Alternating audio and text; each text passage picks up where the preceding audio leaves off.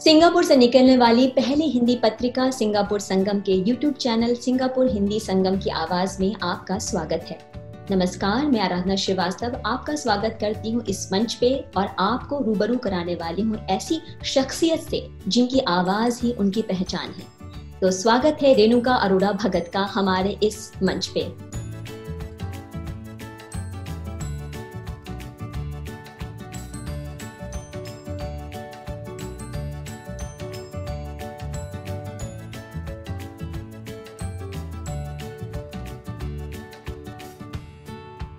कभी कभी होता है कि आप निजी जिंदगी में अलग ही किसी दौर से गुजर रहे हों और कभी जब आप अपने रेडियो पे आते हैं तो एक अलग चेहरा होता है जो बहुत मस्ती मजा और खुश मिजाज वाला, और कोई एक ऐसा श्रोता आता है जो आपसे बात करता है और जैसे वो तुम्हारी शुरू में था कि कभी या तो आप उसे हंसाती हैं या फिर कभी वो आपके चेहरे पे हंसी लेकर आता है। तो ये जो पल होते हैं बड़े इतने खूबसूरत पल होते हैं ना, और वो इतनी खूबसूरत यादें दे जाते हैं, इतने सारे रिश्ते बनते हैं। भले ही वो रिश्ता ऐसा हो कि आपने सिर्फ सुना हो, आवाज का ही रिश्ता हो, लेकिन बड़ा गहरा और मजबूत होता है।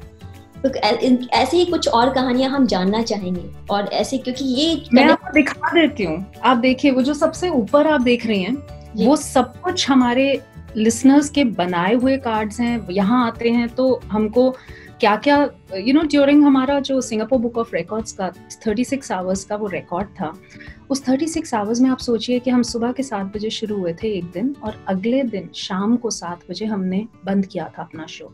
रात भर जागना, किस तरह से लोग आते गए यहाँ पर, हमें एक मिनट ये नहीं लगा कि हम अकेले हैं। हमने प्लान किया था सब कुछ कि हाँ ये गेस्ट्स आएंगे और इस तरह से हमें खाना किस टाइम ऑर्डर करना होगा, क्योंकि पानी कब पीना है, खाना, क्योंकि it effects your body physically and in every way.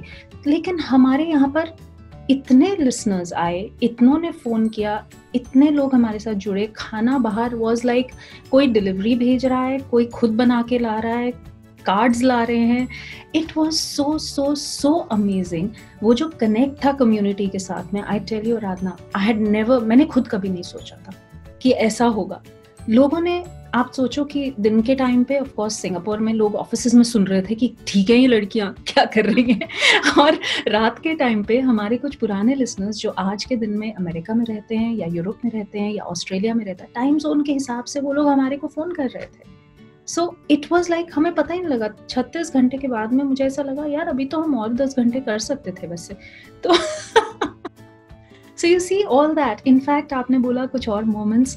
There is one picture over there. हमारे एक listener जो अब हमारे साथ नहीं रहे, वो पेरिस में थे, वहाँ से सुन रहे थे हमको, और सिंगापुर वापस आए, हमारे लिए पोस्ट कार्ड्स बनवा के लाए जो आर्टिस्ट होते हैं, कैरिकेचर आर्टिस्ट होते हैं पेरिस में, मेरे लिए और मेरे को-जॉक्स के लिए, और उन्होंने हमको ये सब भेजे। अनफॉर्चुनेटली मैं उनसे मिल नहीं पाई क्योंकि मैं थी नहीं वहाँ, और उसके बाद उनको हार्ट अटैक हुआ एक टाइम पर, मुझे पता लगा। मतलब I tell you, these are moments, ऐसे रिश्ते बने हैं पिछले 10-11 सालों में कि आज मैं कहीं भी जाती हूँ, मुझसे कोई भी बात करता है, मुझे ऐसा लगता है मैं इनको जानती हूँ, उन्हें लगता है वो मुझे जानते हैं, क्योंकि एक माइक रेडियो का ऐसा कनेक्ट होता है। आई वुड नॉट से कि business wise financially it's a great business, और you know in many ways, because business में आप बहुत कुछ देखते हो, लेकिन पहले दिन से जो हमने सोचा था कि वो कनेक्ट विद द कम्युनिटी होना चाहिए, वो रीच होनी चाहिए, लोगों की आवाज़, specially in a foreign country, क्योंकि बहुत कुछ देखना पड़ता है। हमारे सिंगापुर में नॉर्थ इंडियंस और साउथ इंडियंस में ही इतना गैप हो जाता है कई बार कि समझ नहीं आता कि ये लोग को जेल कैसे कराएं। और अब आप सोचिए कि उसमें चाइनीज़ आते हैं, मलेज आते हैं, बाकी कंट्रीज़ के लोग आते हैं। सो वो कल्चरली कैसे सबको ब्लेंड करना, ये एक हमारी बहुत बड़ी जिम्मेवारी बनती है। हम किस तरह से एंटरटेनमेंट के जरिए ये सब करते हैं, that is the beauty of the whole thing. So I think there's a lot of responsibility that we don't show, क्योंकि हम लोग हंसी मजाक में, मस्ती में कहते हैं हाँ हो गया सब कुछ, लेकिन उसमें बहुत कुछ और होता है जो हम जानते हैं लेकिन सामने वाले को पता नहीं लगता। That's the beauty of it. Yeah. आपने जो बात की वो जो 36 आवर्स की, यानी कि 3 घंटे से लेकर 36 घंटे का आपने जो सफर तय किया, शुरुआत कहाँ 3 घंटे के स्लॉट से की थी, और लगातार 36 घंटे बोलना मुश्किल था या नींद पे काबू पाना मुश्किल था? दोनों में से क्या मुश्किल था? एक्चुअली मुझे पर्सनली अगले दिन के सुबह, मतलब अराउंड 23 घंटे के बाद में मेरा सिर थोड़ा सा जरूर घूमा था, लेकिन उस समय भी एक लिसनर ने मेरी मदद कर दी, आई हैव टू एडमिट। क्योंकि हुआ ये कि मैं कुर्सी पे बैठे हुए थोड़ा सा झटका, हम लोगों को क्या होता था, हर एक घंटे में 23 मिनट बोलना जरूरी था। और ये नहीं है कि एक ही बार बोला 23 मिनट और गायब हो गए, हर 2 मिनट में आवाज आनी चाहिए। This was the rule of the Singapore book of records. और हमें सुन रहे थे अथॉरिटीज, ये नहीं है कि हमें छोड़ के चले गए। तो रेडियो एक ऐसी चीज है जो आप छुपा के भी नहीं कर सकते, रिकॉर्डिंग नहीं कर सकते, ये वो कुछ नहीं। तो उन्होंने सारे के सारी एक एक चीज चेक करी, सब कुछ करी और सुन रहे थे। तो बस उसी हर 2 मिनट में बोलने में 2 मिनट की नींद हम ले सकते थे अगर चाहे तो मुझे सीरियसली झटका सुबह 5:30 के करीब आया जब अगले दिन। तो तब उसी टाइम एक लिसनर ने फोन किया and he was so amazing. मतलब उन्होंने कहा कि मुझे आप दोनों से इस टाइम बात करनी ही है। मैं और अंतरा थे जो कॉम्पीट कर रहे थे इसके लिए। सो उन्होंने जब बोला कि दुनिया ये बोलती है कि बोल कोई भी सकता है, ये है वो है, कोई करके दिखाए। आप लोग जिस तरह से एंटरटेन कर रहे हो, ही सेड कि मैं रात को अलार्म लगा के भी मैं 2 बजे भी उठाऊं, 3 बजे भी उठाऊं, ये देखने के लिए कि तुम्हारा कैसा चल रहा है।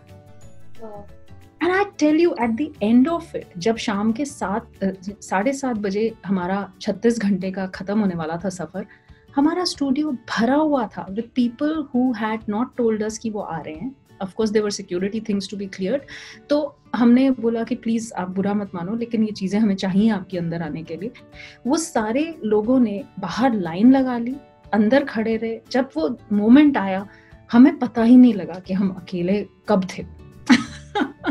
It will always be embedded in my memory, seriously in my life. और अब वो सब चढ़ा रहे हैं, हमको बोल रहे हैं गिनीज बुक पे जाओ ना, तब क्यों नहीं गए? मैंने कहा हाँ, तुम्हारा काम खत्म, हमें लगा दो तुम। गिनीज बुक में रिकॉर्ड कितने घंटे का है? कहाँ पर? गिनीज में 72। 72 का है, बट वो कोई भी डुअल चौक का नहीं है, 5 चौकीज का है। तो 5 लोगों के और उनके रूल्स अलग होते हैं। ये नहीं है कि सबने हर 2 मिनट में बोलना है या कुछ। सो इनफैक्ट फ्रैंकली हम लोग गिनीज के लिए ही अप्लाई करते हैं, लेकिन ये हमने इतनी जल्दी से, वो अगस्त का महीना हमारे लिए बड़ा इंपॉर्टेंट था। सडनली हमने जुलाई में सोचा, क्योंकि एक तो 9 अगस्त होता है और एक 15 अगस्त होता है। तो हमें ये लग रहा था कि हम इंडिया और सिंगापुर दोनों को रिप्रेजेंट करते हैं, तो इससे बेटर कोई चीज हो ही नहीं सकती।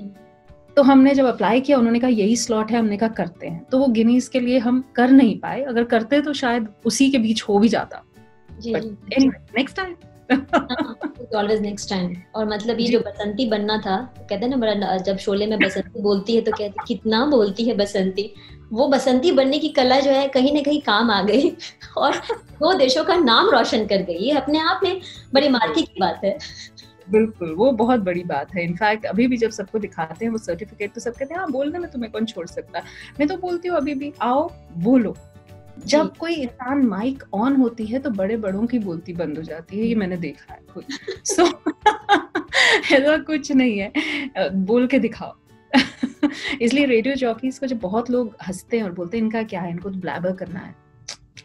My respect for radio jockeys went really high in the first 6 months जब मैंने रेडियो स्टेशन शुरू किया था। अरे बाप रे, बोलते भी हैं, सोचते भी हैं, म्यूजिक भी चलाते हैं, कंसोल भी हैंडल करते हैं, फोन भी आता है, सिस्टम भी चलता है। तो इट्स लाइक दुर्गा माँ के हाथ होते हैं हम लोगों के। मैं समझ सकती हूँ, मल्टीटास्किंग, एक ही वक्त में आप इतनी सारी चीजें हैंडल कर रहे होते हो और आपके दिमाग में चल रहा होता है कि मुझे सही बोलना है। जैसे आपने कहा कि आपको रिजेक्शन मिला था, अमिताभ बच्चन जिनकी आवाज इतनी मतलब मशहूर है, उन्हें भी रेडियो, ऑल इंडिया रेडियो के लिए रिजेक्शन मिल चुका था। तो रिजेक्शन हाँ, ये बड़ा शुभ शगुन है लगता है रिजेक्शन में। तो शायद बड़े होके बड़े आदमी बनने के गुण मिल सकते हैं। बट फर्क ये है कि शायद अमिताभ बच्चन ने उसको पर्सनली ले लिया था, मैंने नहीं लिया था यार। मेरे पास अच्छी बड़ी नौकरी थी, I was a management consultant, जो मैं साथ नौकरी करती रही। मैं टिल लास्ट ईयर मैं अपनी दोनों चीजें अच्छे से संभाल रही थी। एंड जस्ट लेटर मैंने लास्ट ईयर से रियलाइज किया कि मेरी हेल्थ और फैमिली कितना सफर कर रही है। बिकॉज यू नो, मैं तो अपने में ही लगी हुई हूँ। एक तरफ अपना करियर है, एक तरफ अपना बिजनेस है। When am I going to give time to myself, to my family? तो फिर मैंने एक कॉन्शियस डिसीजन लिया कि नहीं, एक चीज पे फोकस करो। तो अपनी फैमिली के बारे में कुछ बताइए। हम जानना चाहते हैं कि घर पे कौन है जो आपकी स्ट्रेस को बढ़ाता भी है और घटाता भी है। Well, apart from my family that I mentioned about my parents and my 4 sisters, of course, यहाँ पर immediate family है मेरे husband और my daughter. दोनों ही स्ट्रेस बढ़ाते भी हैं और कम भी करते हैं. दोनों ने ही आई वुड से बहुत ज्यादा सपोर्ट किया है, बिकॉज शुरू के 3 घंटे के स्टेशन में every Sunday I used to be missing from the house. So Sunday is like family time, और मैंने उस फैमिली टाइम को कम से कम 6 साल तक बहुत अपने लिए यूज किया है. खैर उस समय मैं बोलती थी कि आप लोग भी कुछ एक्टिविटीज करो, क्योंकि संडे को हर किसी को अपने लिए कुछ टाइम निकालना चाहिए, कोई हॉबीज हो, कोई स्पोर्ट्स हो, कोई पैशन हो. लेकिन डेफिनेटली वो टाइम, और हॉलीडेज पे कभी भी जाओ तो बिजनेस पीछे चलता ही है, तो साथ में ऑफ कोर्स बीच में मुझे टाइम तो देना ही पड़ता था. जब से 24 घंटे का स्टेशन हुआ है तब से तो मैं कहती हूँ कि टाइम बहुत ही ज़्यादा देना पड़ा, क्योंकि एक तरफ अपना करियर देख रही थी वो. तो उन दोनों ने मुझे बहुत टाइम पे टॉन्ट भी मारे हैं, लेकिन they are both very proud of me also. और मैं जानती हूँ कि वो जो sarcasm है, वो सब के पीछे जो सपोर्ट है उनका, उसके बिना कुछ नहीं हो सकता था really. But I owe it to them, definitely. बिल्कुल, परिवार का साथ ना होना तो फिर इंसान के लिए मंजिलों को तय करना थोड़ा मुश्किल हो जाता है. आप अपने आप में एक सेलिब्रिटी हैं सिंगापुर की, लेकिन जब कोई सेलिब्रिटी सिंगापुर आता है इंडिया से, जैसे कि शाहिद कपूर आए थे, उनकी जो वैक्स स्टैचू है उसको अनवील करने का जो मीडिया लॉन्च इवेंट होता है वो आप होस्ट करती हैं. वैसे सेलिब्रिटी से मिलने के बाद भी जब आप इंटरेक्शन करते हैं फेस टू फेस, कुछ ऐसे वाक़ये जो बड़े मजेदार हो, आपको याद रहा कि अरे यार तो बुकअप हुआ हो, या फिर कुछ बहुत ही मजेदार यादगार हो, हमें बताइए. नाम लिए बिना बताती हूँ. तो सबसे ज्यादा बढ़िया कहानियां बनती हैं बैक स्टेज जी. फ्रंट स्टेज तो हम सभी अलग रूप के होते हैं, लेकिन जो बैक स्टेज कहानियां बनती हैं वो देखकर बहुत खूब हंसी आती है कि किसकी ईगो कितनी स्ट्रांग है, कौन माइक छीनना चाहता है, किस तरह से आपका कोऑर्डिनेटर बोलता है आपको माइक इन्हें मत देना, आप बचाते हो, फिर वो छीन लेते हैं, फिर वो छोड़ते नहीं है. आप किसी को बोलते हो आपकी बारी इसके बाद में है, वो किस तरह से आगे आते हैं, कौन अपनी बीवी से कितना डरता है. ये सारी चीजें are fun to watch. What puts me off is if anybody is arrogant मुझसे, बिकॉज मुझे ऐसा लगता है कि अगर कोई आर्टिस्ट है या कोई भी सो कॉल्ड, पहली बात तो celebrity is a word which you know is used very loosely, but अगर कोई है तो वो सिर्फ लोगों की वजह से, और अगर आप उन लोगों को ट्रीट ठीक से नहीं कर सकते तो आप उस जगह पे होने के लायक नहीं हो. तो इसीलिए सबसे इम्पोर्टेंट चीज़ ये है कि आप अपना दिमाग जो है, अपना जो सिर है वो अपने कंधों पे रखिए. Don't think too high of yourself, because जिन्होंने आपको चढ़ाया है वो आपको गिरा भी सकते हैं. Always value them. So वो चीज मेरे को बहुत पुट ऑफ करती है, और उसकी तो बहुत कहानियां.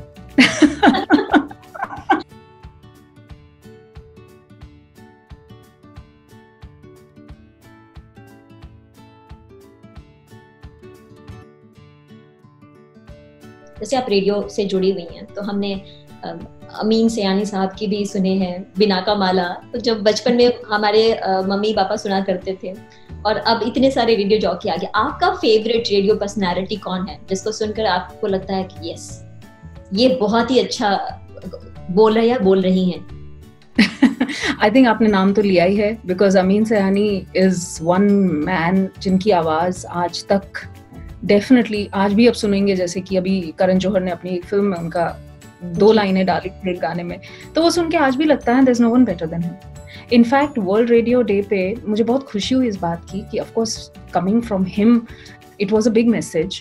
उन्होंने बोला कि एक रेडियो जॉकी में क्या क्या होना चाहिए, और मैंने वही चीज़ अपने आरजे एकेडमी के जो सेशंस की जो हमारी स्लाइड्स हैं, हमारी जो हम पढ़ाते हैं उस पर, वो जब मैंने देखा तो मैंने कहा यही तो हम भी कहते हैं, you know. So and obviously I have a lot of role to play in the RJ academy का पूरा प्लानिंग. तो मैंने कहा मुझे इस बात की बहुत खुशी है कि एक जाने माने number 1 I would say a man in the industry, जो वो समझते हैं वही मैं कह रही हूँ. तो इसका मतलब है I am somewhere on the right track. जैसे कि आप नेचुरल जितने होंगे उतना ही आपका कनेक्ट बढ़ेगा.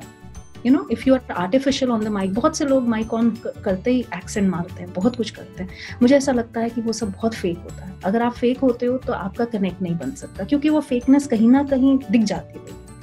यू नो, देन आप जिस तरह से बात कर रहे हो उसमें ह्यूमर होना चाहिए, उसमें you know things like that. So वो सारा का सारा कनेक्ट जिस तरह से उन्होंने बोला, मैंने कहा हाँ ठीक है. सो आई स्टिल फॉलो हिम, वो he is 86 now, but still amazing. There can't be any other Amin Sayani for sure. मैंने of course हमारे आरजे समर हैं जिनकी आवाज़ बहुत मिलती है उनसे, तो अगर देखा जाए तो अब हमने एक मस्ती गीत माला शुरू भी किया है शो कुछ टाइम पहले, which is pretty much on the same lines and people are loving it. So I think कहीं ना कहीं शायद वो ऑल इंडिया रेडियो की फील है दिमाग में, पता नहीं. वो अच्छा है, वो पुरानी यादें जो है ना वो ताज़ा होंगी. अभी वक्त हो रहा है और आप, मुझे पता है कि आप बहुत बिजी हैं, अगला शो उसको आपको होस्ट करना है, तो जाते जाते सिंगापुर संगम के लिए कोई संदेश अगर आप देना चाहें. बिल्कुल, मुझे ऐसा लगता है कि हमारा सबका हमारी एक बहुत जिम्मेदारी बनती है, एक बहुत बड़ा ये काम है कि भारत से दूर रह के हम अपने देश के लिए क्या कर सकते हैं. हम अपनी नेशनैलिटी बदल सकते हैं, हम अपना रहन सहन बदल सकते हैं, लेकिन हम अपना जहाँ पैदा हुए हैं, जहाँ बड़े हैं, उस देश की तरफ जो हमारा एक जिम्मेदारी जो बनती है वो हम नहीं बदल सकते, हमारी सोच नहीं बदल सकते हम. और इसीलिए हम ये छोटे छोटे काम जो करते हैं अपने देश के लिए बाहर आके, वो बहुत मायने रखता है.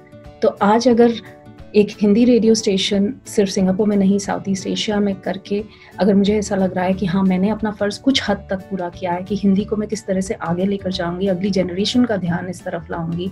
And it's an infotainment station, it's not just entertainment.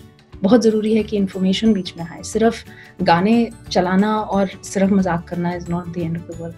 उसी तरीके से मुझे लगता है कि आप लोग जो काम कर रहे हैं संगम के नाम से, it itself means so much. Sangam का मतलब ही ये होता है कि आप अलग अलग लोगों को एक तरफ लाकर और उनको जोड़ के रखें, और हिंदी के जरिए कर रहे हैं, तो ये बहुत ही बड़ी बात है. क्योंकि हमने जब बचपन में, और मैं तो यही बोलती हूँ कि मेरी हिंदी टीचर ने भी नहीं सोचा होगा कि मैं इतना कुछ करूँगी हिंदी में.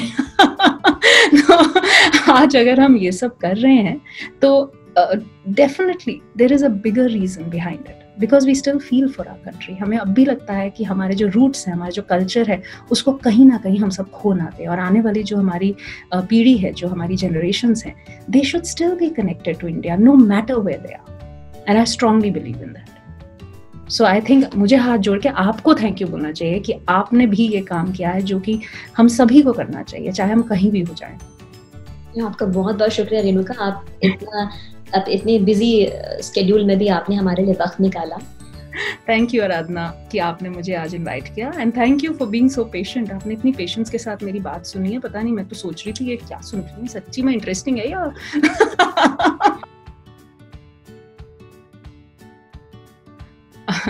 और आप सभी लोग जो इस समय देख रहे हैं मुझे यहाँ पर, इस YouTube चैनल को जरूर सब्सक्राइब करें, क्योंकि यहाँ का जो भी कंटेंट है, जितनी मेहनत कर रही है ये team, it is all worth it.